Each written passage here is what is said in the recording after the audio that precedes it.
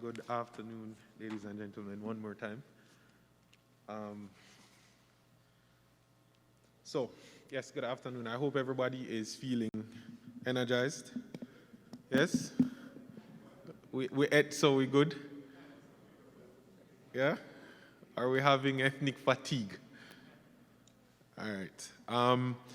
The discussion that we're about to have right now, is there still a role for alternative and complementary medicines in Jamaica's health and wellness tourism product? My panelists are Professor Errol Morrison, who has done tremendous research in the area of nutraceuticals, pharmaceuticals, alternative medicine, and he'll be speaking to us about that as it relates to this topic. Then we also have Dr. R. Scott, who is, as I understand, a renowned plastic surgeon and who also believes in a holistic approach to medicine. It's very interesting to have a plastic surgeon who says, hey, holistic approach to medicine. It's an interesting thing. So we're excited to hear from him. And then we have First Man, who will give us his understanding and appreciation of medicine and his take on original medicine, ironically, being the alternative in these days to medicine, to traditional medicine. It's an interesting take, and I'm excited to hear what he has to say about that as well. So when we say that there is a role, or when we're questioning the role of alternative and complementary medicines in Jamaica's health and wellness tourism product, I want us to get the context of the things that we know as medicine in our culture. The things that we know as medicine. So cercity, bitters, the rare nephew buckle with the ganja, and then it's not just that, it's also non-invasive surgery. That's a part of holistic treatment. Health and wellness in terms of food, what you eat. What you eat must be a medicine, your food must be a medicine. So you're talking about holistic medicine in that sense, treating not just the cause and symptoms, but it's way more proactive. So that when we talk about alternative to medicine, that's the picture that we're thinking of. But how can we incorporate that? How can we link that into the tourism package that Jamaica has to offer, that we're marketing? Let's explore.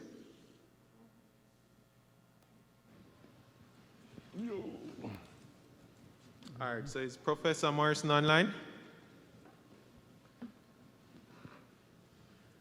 I'm here. All right, Professor. So we know that the Ministry of Health has jurisdiction over food and drugs. But we understand that as it comes to food and drugs, specifically health and wellness related to food and drugs, there's a thing called nutraceuticals. Explain what that is and elaborate, if you will, on how that can be a part of our health and wellness product. And I have only 10 minutes? Well, I'll try. Well, just let me put it in context, okay? That the term nutraceutical was introduced in the 1990s to reflect on nutrients, whether food or drink, that had a claim to be a benefit in some way to health. And that was nutrient as a pharmaceutical, contracted nutraceutical.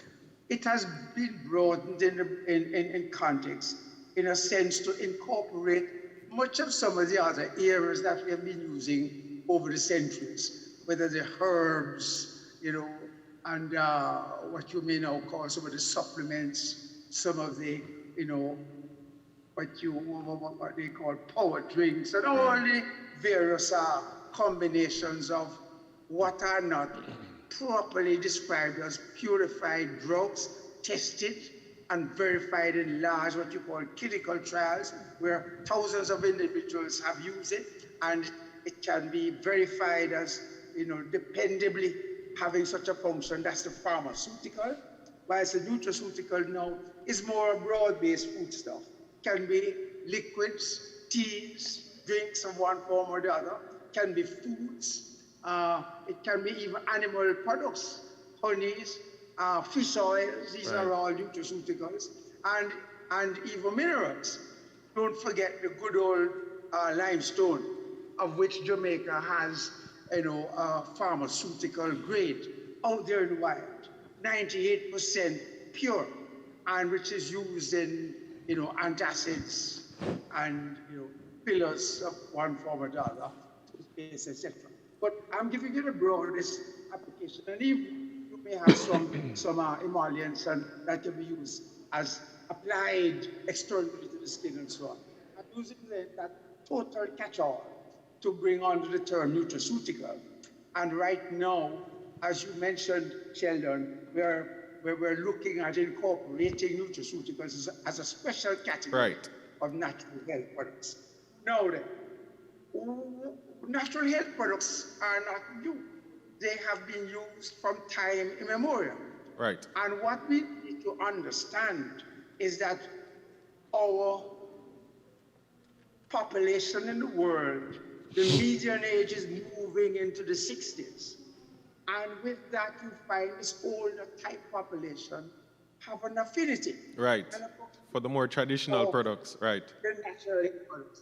And so we find that more and more, this type of person who may be visiting our shores may be looking for what nutraceuticals we have here. And we have a number that can withstand, scrutiny. Remember, they are only claims. None has really had the advantage or the support of detailed, rigorous scientific study to say, yes, these claims are there. But nonetheless, it is cultural and widely used, as you pointed out. All right. On that point, Professor, let me ask you a question on that very point. So here we are in 2020, and we're discussing nutraceuticals as, those traditional foods, those traditional, let's say, consumables that we know over time. And we're saying that they can be used as alternatives to medicine. But what scientific research is there to show that they actually have medicinal benefits? Talk to us a little bit about that. You use the term that they can be used as alternatives. I do not agree with that. Okay. They are used culturally, as not only alternatives, but as supplements. Good. Okay? And complementary to medicine itself. And we have been studying this phenomenon here in Jamaica from the 1970s. Okay. And what we discovered is that over 70% of patients attending, the university hospital clinic at the time when we did the study, irrespective of their socioeconomic or academic achievements, over 70% of them were using these alternative and complementary medicines. And before they even came to what we call the formal, medical expertise, they had already just knowledge fellow, as to how best to treat most of their conditions. And these are largely chronic diseases. Right. Okay? So it is embedded in our culture. And I just want to say that, it's not something that we can, put aside. From the 1960s, the World Health Organization was looking at this phenomenon, especially in Western Africa, and was trying to recommend that these indigenous village healers should be working side by side with what we call the Western trained medical persons, so that we could have an interchange and benefit from the knowledge that they both knew. Because, the question as to whether some of these nutraceuticals do have some effect is absolutely true. Some of them do. But how do you reproduce it in a way that you can, reliably say, do it X, Y, Z, and you expect something? Good. In terms of the plant extracts, when you reap your plant, varies where you grow the plant, varies all of these, variables widespread. It needs some management and regulation for you to really have a viable industry that our visitor can come and say, yes, I'm going to go and get this because this is expected to give me such and such a rate. Good. And Professor Morrison would have said something that was quite interesting there. That there, in essence, there needs to be that kind of synergy between our traditional growers, the traditional indigenous herbal man, herbal woman who understands how that nutraceutical works. And that's the kind of perspective that somebody like First Man, who will tell you that it's actually not an alternative to medicine, but the original medicine. I want you to just go into that perspective, that ideology, and that school of thought as to that kind of approach to medicine.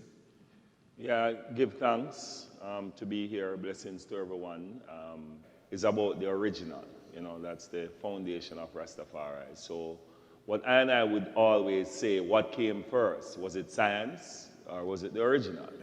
And, you know, we are seeing in these kind of conversations, it is alive and well, the conversation of intellectual property rights. Yes. So a lot of communities who have practiced these journey of what people are calling, the original that people are calling alternative. Yeah. So, you know, for example, the truth is to be said that really and truly, you know, these, what in the like of tourism, you're talking about what will differentiate a destination from another destination. Yes, sir. And our experience at Rastafari Indigenous Village was because we are the only Rastafari space that could actually do that. We found almost every single tour company, destination, TV, NCB, and it's the same. Jamaican ginger differentiate us from any other place in the world. Right. Jamaican ganja differentiate us from any other place in the world. Our cereseed, just based on what the Virgin was saying, where is it grown? Yes. In these limestone environment, in these sun-tanned environment, yes. Where is it grown? So I think everything that they're calling alternative is the original to us that differentiates us from everything else and puts us in a particular way that has not been properly packaged. All right. Because I know, as the Jamaican family, have been more engaged into good things, the statistics, what is working in tourism, the sun, the beach, the sand, but also to deepen that value chain into what differentiates us from everything else. Yes. Is very important. To also speak to the cultural value in a way as if, you know, you know, when we want to eat certain things, you know, we look at trees and the first thing we realize is bird eating it. Yes. And then that's the first test. Then you kind of rub it on your skin and then you eat it too as well. It's goat eating it. So we have our standards. It's not so true to think that these things are plucked out of the sky. I mean, I also remember eating a couple things will put me in some serious trouble too. But that's the test, you know. Yeah.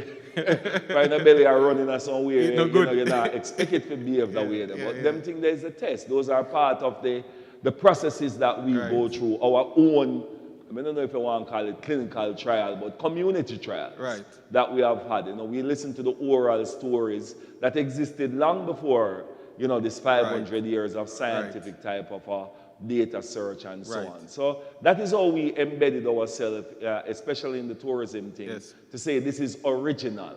Our sunshine, you know, at Rasta Village we have solar, that belongs to us. Yes. And that's not the alternative, that's us. What has been presented as an alternative has really been there from the foundation, has been there from the inception. Importantly, that is what we should be putting forward because that is very much at our core.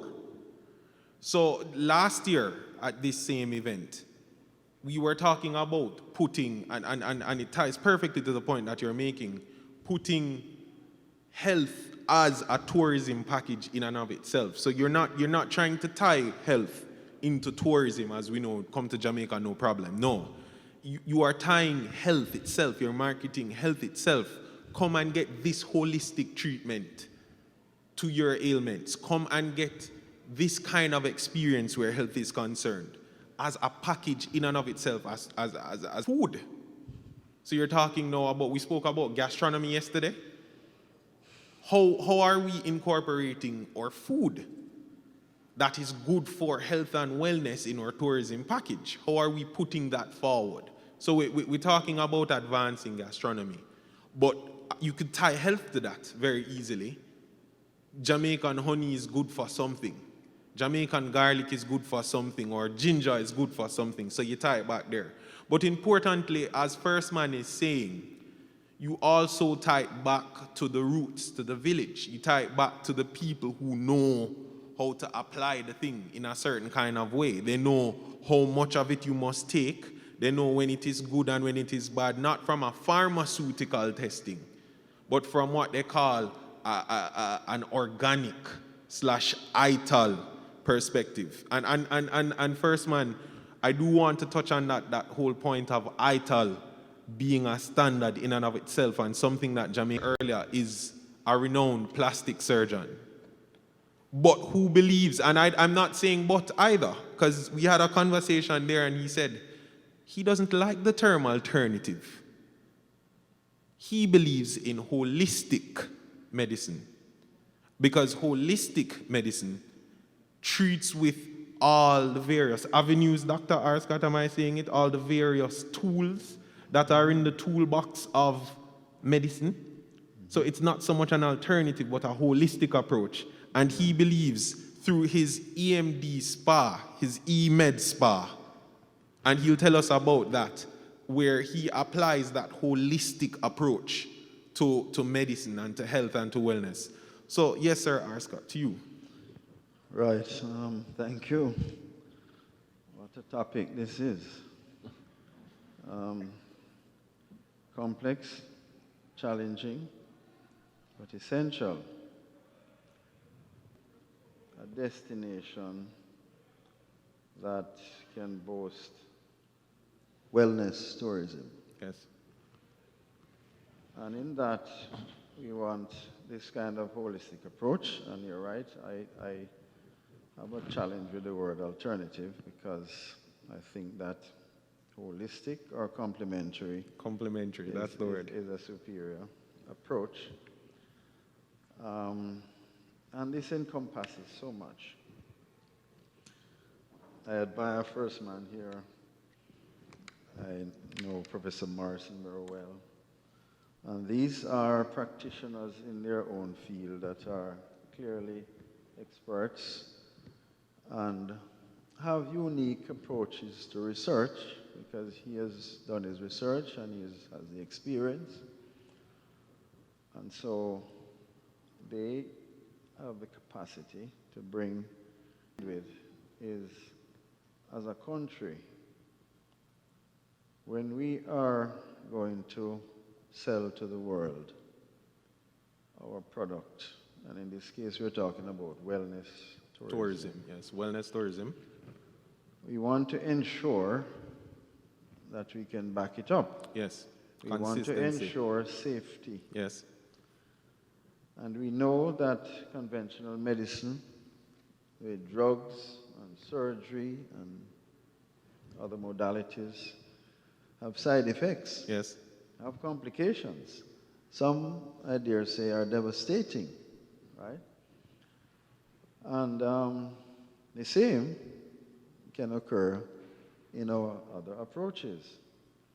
So that needs to be borne in mind. So the practitioners need to be aware of that.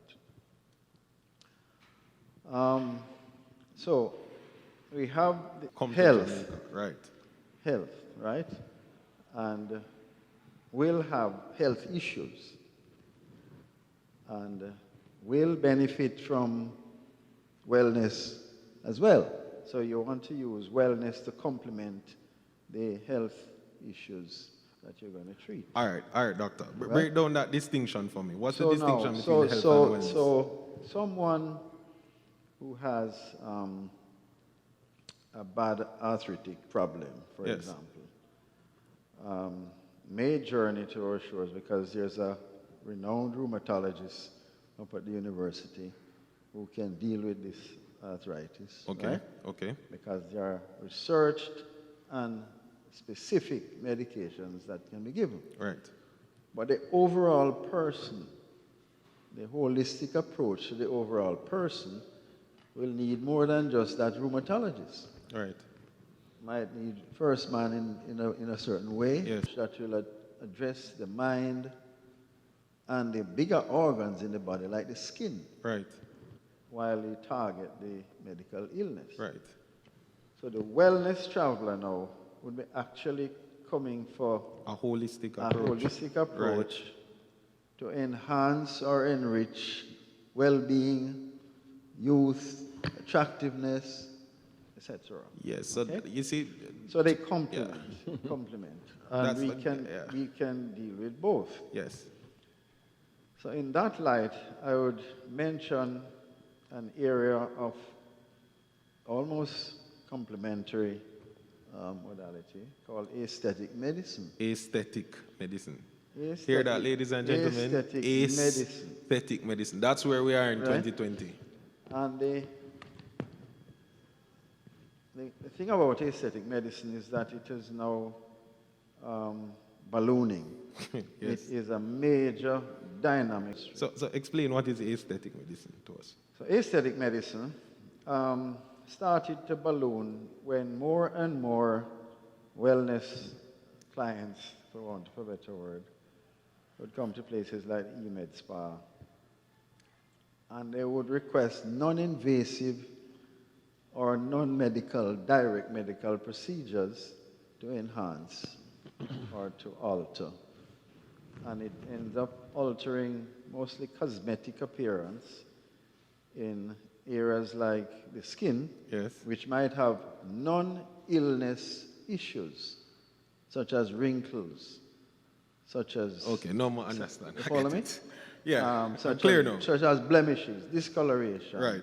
hair, and So you is know, persons so forth who and so want to on. look young. Right. All right, And they cool. don't necessarily want invasive Understand. work. Understand. So you have a lot of non-invasive aesthetic medicine. Aesthetic surgery. That is now practitioners, which clearly includes it, plastic surgeon, dermatologist, cosmetologist, aesthetician, and all of these drivers of skin care. And it is pushed seriously by the technological advancement.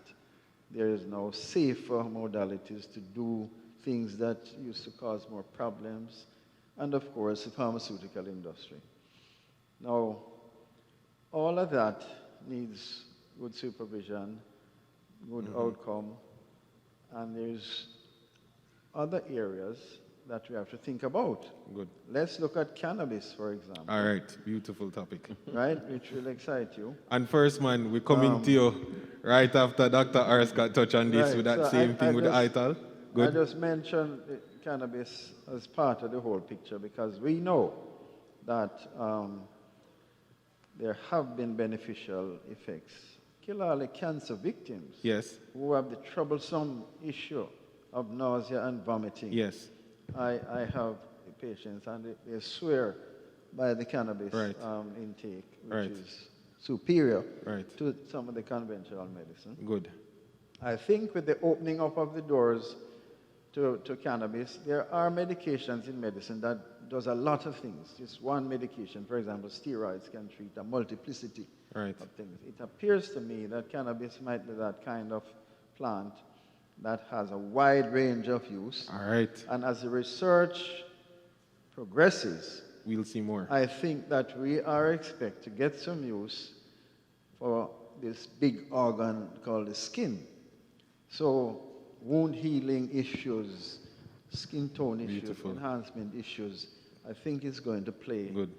a more and more Thank important you. role. Thank The you. whole issue of fat and the treatment of fat, which is a big problem, which you know have non-invasive and frowns and so, which there are newer modulators. Botox is very popular. Hyaluronic acid is used for fillers. And all of these different things come under the heading of aesthetic medicine. We are treating the body, and you need to treat the mind, All right. And then if it's a mature wellness seeker, you have another group that we have to buy into and sell, which the use of physical therapy. We are not only the physiotherapists can address this, but the physiatrists, which is a specialist in that area. They treat the brain, the spinal cord, the muscles, the tendons, the ligaments, etc., without medications. So, doctor, you made an important point. And naturally, I'm biased towards cannabis, so I'm going to touch that topic. But in terms of that understanding of how cannabis, from that approach, where it is experienced from a very local, indigenous, traditional understanding of it, what has been the village's experience and approach to applying that understanding of cannabis, for instance, as an alternative to health? How has the village applied its knowledge and understanding of health using cannabis? I think for the Rastafari community in particular and Jamaicans, it would be a running application because it was so legal, you know what I mean? A running application. It's a running application. Get the pun on running. But in the last 5 years, we have sort of had this opportunity to have more experiments with the herb, and we are still learning in terms of that regards as it relates to the wide amount of things that it can definitely do, as they will tell you for sure, is that people don't necessarily die from the cancer itself, they will die from malnutrition, treatment, we put you to sleep, and we make you hungry, and it will release pain, all those things. All those things. So we make our own concentrates, right? Using some technological approach, using our traditional approach as well too, and come up with what we can come up with. And if these things can be even more detailed research, and also the owners of these traditions can also be recognized for what they bring to the table, then we'll be definitely establishing a standard. And that standard to me is going to be in the relationship that we are going to be having with ourselves as traditional practitioners. When someone comes, to Rastafari Indigenous Village, you will find that we make soap from aloe vera, we make soap from cannabis, we make soap from coffee.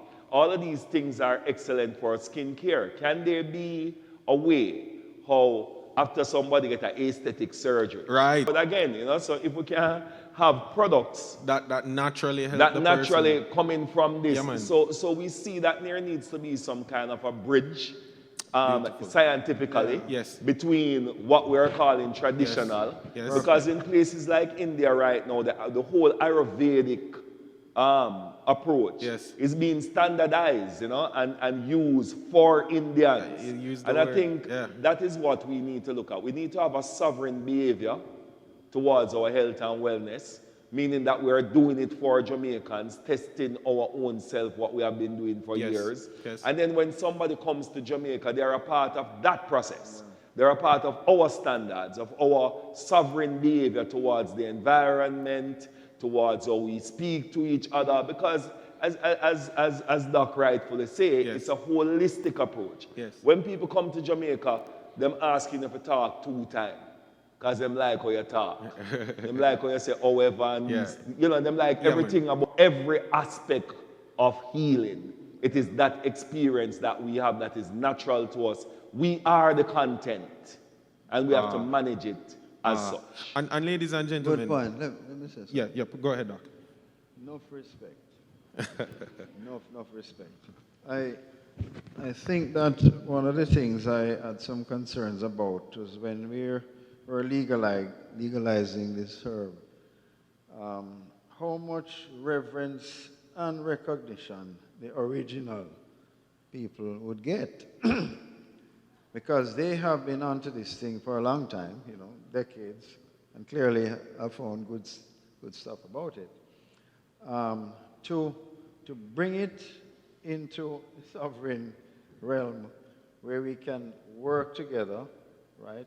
Utilizing their ingenuity, which is significant, and bringing some more research to it. We know the amount that he takes might be too different. much for you. Yeah, absolutely. Right? And sometimes you have these reactions to the use of cannabis also because the dose related So dosages. to the different individuals Right. is not right. And so Right. the herb get the bad name Yes. when it's really just the understanding The that it's not application. there. Yes. So this is a big move and a big trust, and I endorse it 100%. Good. That there is a lot of good that can come from the synergy Yes. with the original and the scientific arena. Yes. So that when we go to the market We're- and we we're- have our wellness products, we can back it up with you and me and Professor Morrison, etc. Is one synergy Yes. that is needed. Professor Mr. Morrison, is he still online? Yeah. Yes, Prof. So I'd love for you to chime in here as well. As Dr. R. Scott is saying, there needs a synergy at the various genres, if you will, of health and wellness and medicine. If we put that, as First Man is saying, in the package of our culture and how we express ourselves as a people, and we put forward that package in health and wellness and market that to the country, we should see some huge benefits from that. But in the context of specifically dosages and the kind of scientific rigor that we need to validly say, hey, come here for this thing works. This is this alternative or original approach to medicine, this holistic approach to medicine is tried and tested. Where are we with that as a people and as a country? You've asked such a detailed question, several aspects of which, you asked by going back to First Man Yes. and, Dr. Ascot is, they're looking at. The point of reliability of any product Yes, is key. yes, And when you have a product that is coming forth in a variety of ways, let us stay with First Man's ganja, cannabis. yes. My Every favorite time topic. you grow that, the harvest could be significantly different Yes. because of cross-fertilization, etc. And unless you're really going to be testing every harvested product to assure the reliability of what it is that you're offering to the consumer, it is, an open sesame, and it is a not properly, monitored and regulated industry. So the kind of study that needs to be done, first of all, and I'll ask this question, what is medicinal cannabis? And it varies according to the kind of illness you're trying to conditions, what they call a 10-10, tetrahydrocannabinol with, the CBD. Those two in equal concentration seem to be the really most reliable form. But in Jamaica, what it is we are pulling, we have a variety of THC content almost, in plants almost beside each other.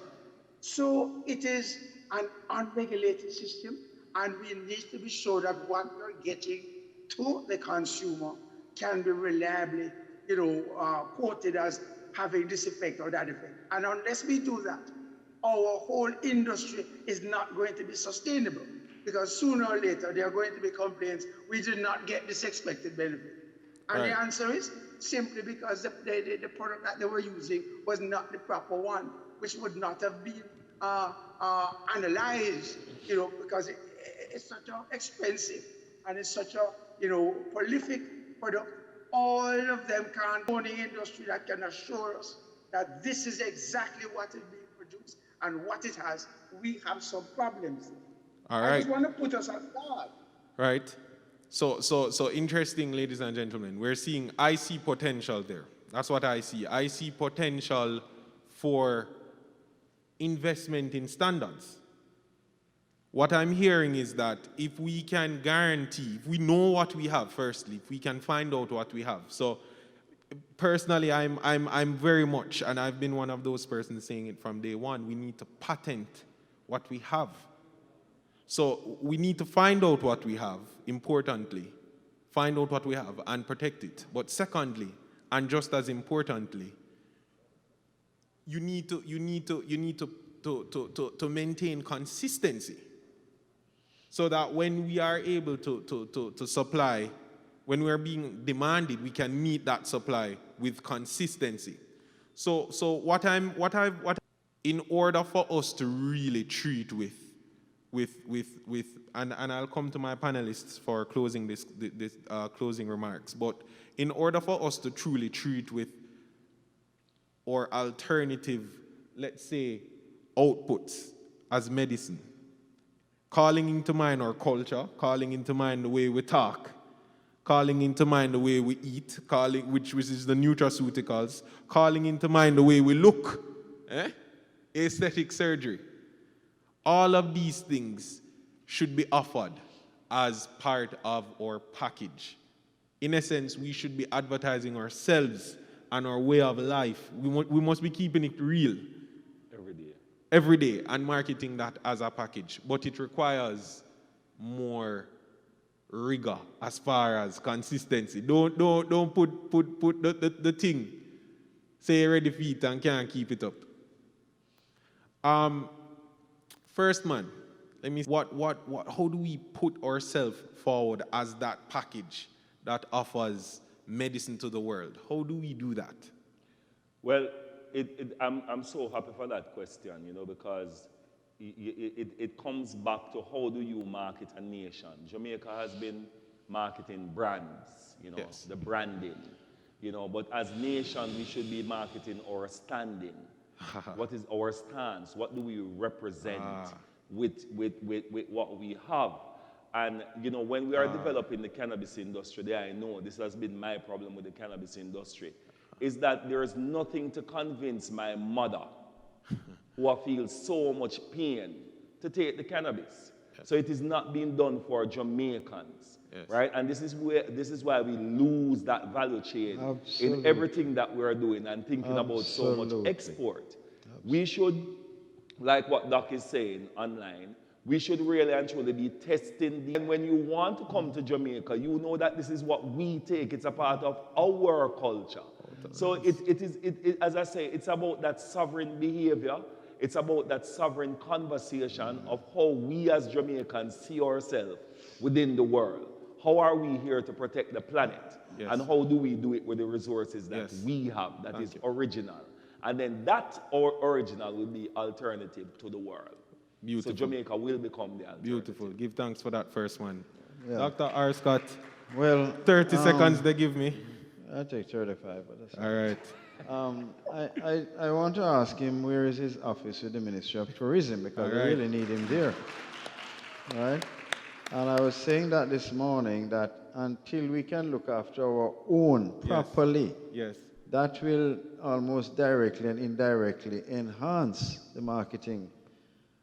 Time and time again, when you travel, you hear persons they wanted to take a holiday in Jamaica, and there's an image out there, right? Jamaica, even for those who have never been here, is a hot destination. We can't take it for granted. We want to make sure that what they are expecting and their dreams of this place is actually a reality when they come. Right. And we really have to look after our people with all of these things that we want the wellness traveler to experience. All right. So looking after our people. And, the thing about it is that the capacity is here. We just need to harness it and research it and get it right. All right. Right now, with the COVID pandemic on top of us. And Prof, we're coming to you next. Yeah. There are several of our Jamaicans who think that the pandemic has forced them to stay here. And I can tell you that in areas of aesthetic medicine, they have found out that, but we can get it here, and it might even be better. Yeah. So I think that we might be delving a little blow to the foreign market for those Jamaicans that used to go, right? Beautiful. We have it here. We need to recognize it, and we want these people to experience their dreams when they come here. Thank you. So again, what we're hearing from Doc, harness what we have. Prof, closing remarks. Be nice. I am putting my money on the nutraceuticals. Right. The nutraceuticals are core of our cultural science.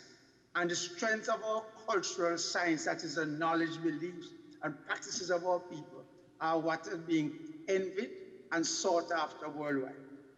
And as long as we can begin to have standardized products, which we can guarantee will give certain age, which is moving to the old age group, are looking for these natural health products.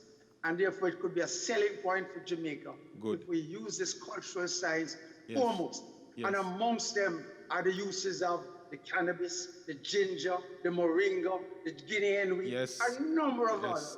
And do not forget that even our coffee is a nutraceutical. Absolutely. So it is a tremendous potential there that we need to package as the black, green, and gold.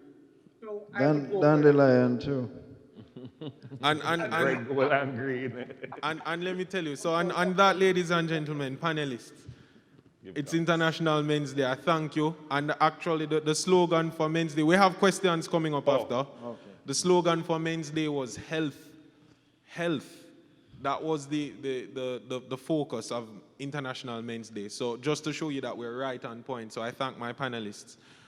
So we go into questions and answers. Any questions? Yes, lady in the blue. Presentation. Yes, and thank the panelists. I agree with First Man. But I want to say, for years, we have had the medical practitioners fighting us that use the bush. And we know them work. We know them work because when you're sick, you get this tea drawn out of bush. At least I got it. You got this when your belly hurts. You got this when you want to ease yourself in different ways. So we know the bush work. Yeah. We know it. There are stories when you dip in the river 7 times and you come up, you're whole. So it never even started here. So we know that the alternative medicine is really something that works because it starts by working on your mind. And I've heard stories of people going somewhere west when they get the cancer and the doctor give up on them and they drink the green juice and whatever happened. My challenge is we have all of these attributes that work for some people, might not work for some. How do we package it? How do we package it to get a loan from a bank? How do we package it? Yes, nutraceuticals is the way to go after years of fighting it out. How do we now package all of these things? How do we get a loan to make us viable? All right, and that's a question that I'm going to throw for briefly just the First Man, because you spoke to that kind of how we would present ourselves in our marketing package globally. But just to say, at minimum, what we need is to standardize what we do and what we have, which is what Doc would have said, and in many ways, what Prof would have said. Knowing what we have holistically and providing standards there. In terms of that creative kind of ideology and that capturing of all of that. First Man. Well, the tagline for Rastafari Indigenous Village is to preserve, protect, and promote. Preserve. Yes. Preserve, protection mechanism around it, and then you promote it. Beautiful. Promote it to yourself and promote it to the world. Yes. Now, I give thanks also for tourism linkages, you know, what tourism has been doing, because I think tourism should not be, it's a tool. It's a tool that we must use as we are using it now to basically do those type of packaging, but deepen the journey, as you say, with science, and be deliberate. This process will take long, so we need to start now. We need to have those deliberate type relationships that are actually bringing these testing out between Scientific Research Council, between all of the regulatory agencies that can support these traditional people to be confidently packaging what they're saying based on what Doc is saying. Dosage is in place, so on and so forth is in place. But still leave space for, because within tourism we have to do that. We have to sign some kind of a release form that when someone come and have this, found that we are able to do what we do. We package all our herbs. We Our export don't go through no kind of bureau standard. The people them just buy it and carry it in their bag. Yeah. But suppose something happen. Yeah. You know, so we want to get it to the standard. We want to get it to the Yeah. space Yeah. because ultimately Jamaica is responsible. So if we are doing that, it's a responsibility for the country to see this as part of a budgetary item Oh, absolutely. to make this work. Those 3 words again: preserve, Protect and promote. and so linkages. You see right there, that's the blueprint. That's the blueprint of how this will work, I think. You know? Find out what we have, preserve, protect it, and promote it. which is where the intellectual property comes in. This is where the patents come in, finding out about the strains that we have, finding out about the herbs that we have, the nutraceuticals. Yeah, the herbs. There are 3 other P's, Shelton. Pardon, Prof, didn't hear you.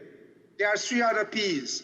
We want to be assured of the process Right. by which these products are being made, the process. Right. Good agricultural, practices, good manufacturing practices. We want to be assured of, when we spoke of the product, and we want to be assured of the persons doing it, that they're really qualified, they're well experienced, and they're reliable There we go. individuals who can be assured that what they say is in it, One is in network. it. Separate apart from labeling and so network. on. We need the people, process, and product, to be also in place to ensure good nutraceuticals which can take to the world. Let me address a very serious point. The And then statement we'll close. that the Yeah. doctors are fighting down natural medicine needs to be addressed. The business about wellness and promote and ensure preventative medicine, prevention, it must be enhanced and accepted and promoted. However, when a patient now has a cancer or the diabetes is totally out of control and they continue without recognizing the rigors of science that can get them better or get them back on the path of health so they can continue with their wellness medications, etc., that is unethical and we're bordering onto immorality, right? It is foolish to think that you're going to take drug A or nutraceutical A, right? Because it is said that it will cure A, B, and C. Your diabetes is totally out of control. You're presenting at the university hospital in coma, penury. This is a serious discussion, and I have to lodge a caution onto the whole approach of what we're talking about. Right. Some doctors may have fought down certain things because they saw what happened to their patients. It's not that they're against the nutraceuticals Right. or first man approach. First man is a wise man. He understands. Right? So I mentioned the word complementary. Beautiful. And it is important that we understand that. Beautiful. Right? All We right. cannot just blindly ignore Beautiful. cutting edge And on No that time at note, science. All right?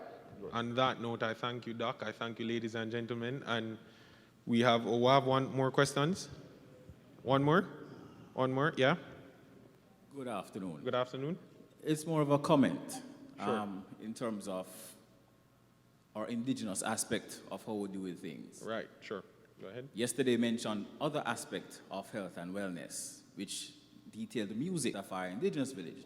Now, I've worked with First Man over the years in the development of Rastafari Indigenous Village, and as you know, wellness is a diverse thing. Yes, sir. Dr. Ascot mentioned, it's not one-dimensional. Yeah. So for those of us who have never been to Rastafari Indigenous Village, and persons who are here were saying that, well, Dr. Ascot was saying, where's First Man's position in the ministry, right? So a lot of what we need to package would endorse the things that are being done at Rastafari Indigenous Villages. Well, the name speaks for itself. People come to Jamaica, they want the real. They want, and Rastafari is one of our iconic things that we have. It's indigenous to us. They want a taste of that. So there's the music, there's the food, the preventative medicine, as Doc mentioned, is a part of what Yes, they do. That's absolutely. the lifestyle. Absolutely. You go there, you get exercise, you have to hike, your blood get pumping, you go, you get music to Right. show you how to make the drums, you Right. eat the food, there's the cannabis aspect of it. So we need to diversify the product. So it Right. will not only just be in a Rastafari realm, but we can go to a cosmetic health wellness aspect of it, but Yeah, have the more E-Med spa, diverse. as Doctor was saying, That's the right. E-Med spa where it's that holistic approach as well. Yeah, man. That's right. So more of this, and I'm happy for this conference. Yes. Because we have lost out on potential in the past. Yes. One of our greatest Oh, I losses. love that word. I love that sports word. Tourism. Yes. Olympics have gone, mini Olympics, that we have been the most dominant country, and we have not capitalized on sport tourism to this day. Right. To this day. So with this, we're hoping that we will not lose another opportunity and potential because we have it. When it comes to music, yesterday we were talking about people trying to take reggae music away from us. Yeah, there you we have go. a Japanese dancehall queen. Nothing wrong with that still. Yeah, Because I mean, we Jamaica have should them, do but it to show still, you that but other yeah. countries have capitalized more Japanese can dance on too. these things than we have. And this is another thing that we have still have moderators, Yes. all the various stakeholders in this health and wellness aspect of it, to not miss out on I thank you, another brother. opportunity. That's what I'm saying as well. I hashtag that. Definitely. All right. Thanks, great Thank guy, you. bro. All right. Thank you, ladies and gentlemen. All right. Wish you a good one. It's club in my house every time. All right. Thank you.